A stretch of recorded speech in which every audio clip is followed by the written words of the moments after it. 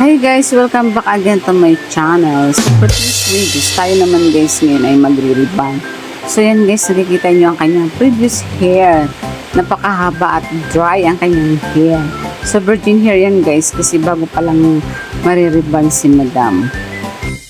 As usual guys, magre-ribbon naman tayo.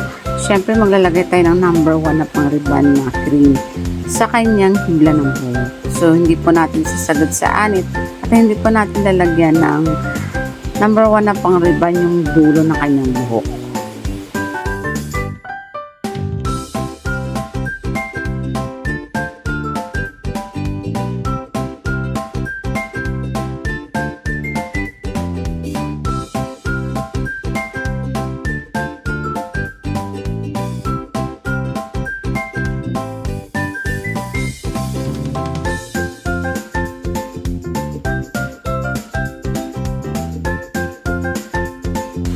So yan guys, tapos ko na siyang lagyan ng cream number 1. So ngayon guys, yung pinakadulo na pinakita ko, hindi ko yan guys nilagyan.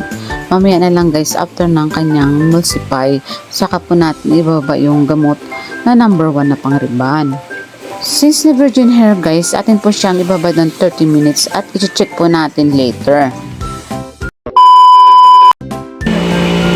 Hi guys! Shout out! Nandito po ako kay Ate Ann Panulete. Nagpapagawa po ako ng buhok.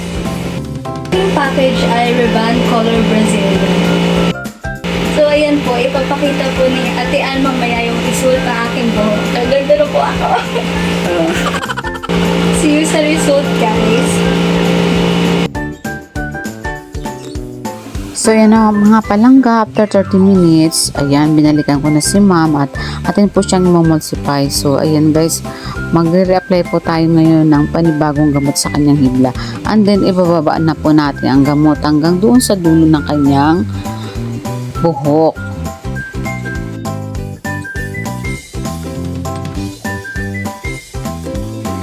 So yung mga palangga, atin pong susuklayin pababa ng dahan-dahan para lahat po talaga ng mga hibla ay malagyan ng number 1 na pang ribbon. So yung mga palangga, after ng paglagay natin ng gamot na number 1 sa hibla ng buhok niya, ay atin po siyang ibabad ng 10 minutes uli guys. After 10 minutes guys, ay atin na po siyang babanlawan kasi siguradong malambot ng hibla ng buhok niya guys. So bali total ng pagbabad natin sa kanya ay bali 1 hour din guys na pumapatak. So after nyan guys, atin na po siyang banlawan, and then pagkatapos ng banlaw, atin na po siyang i-blower. Siyempre, pagkatapos nun ay atin na po siyang paplantsahin.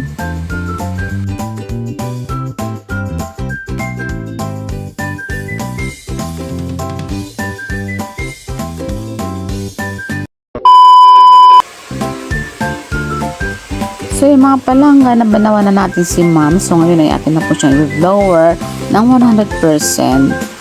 Para atin na po siyang plantsahin after po ng kanyang patuyo ng buhok.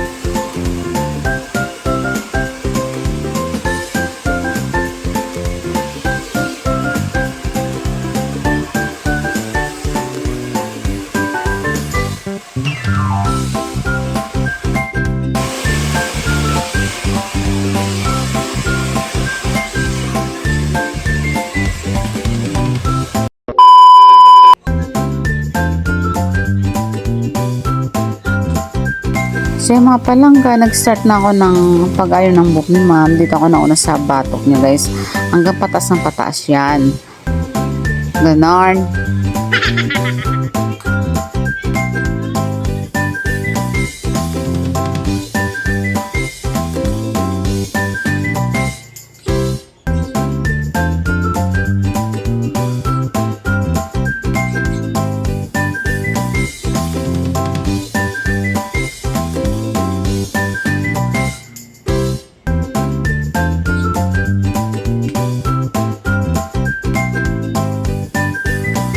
So yung mga palangga, after ng pagplansya natin kay mama ay lalagyan na po natin siya ng neutralizer.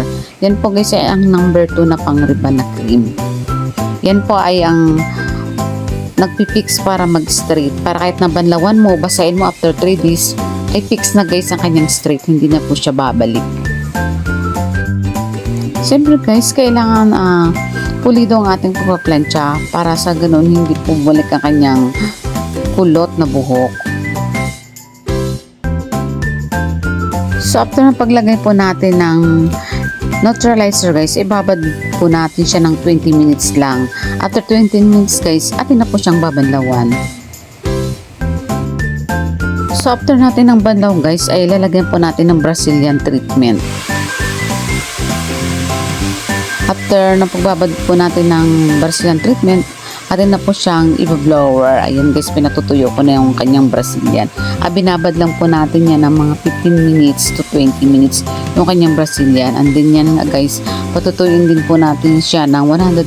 After nyan, ay paplansyahin po natin. Yun na po ang pinaka-final na gagawin sa buhok niya. After ng pagpapatuyo ng Brazilian, i-iron po. And then yan, tapos na ang kanyang ribbon at Brazilian color. Nakulayan ko na rin yan guys. Lahat nandyan na. Lahat ng kanyang package guys ay tapos na. A few moments later. Wow! So yan mga palangga, yan na yung outcome ng buhok ni ma'am guys. So diba?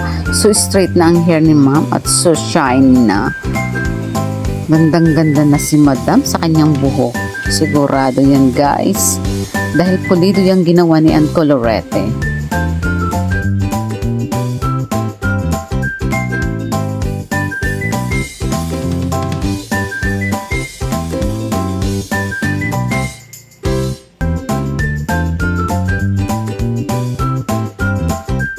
Ayan, tapos na po maayos ni Ate Ann Colorete yung buhok ko. Ang ganda po.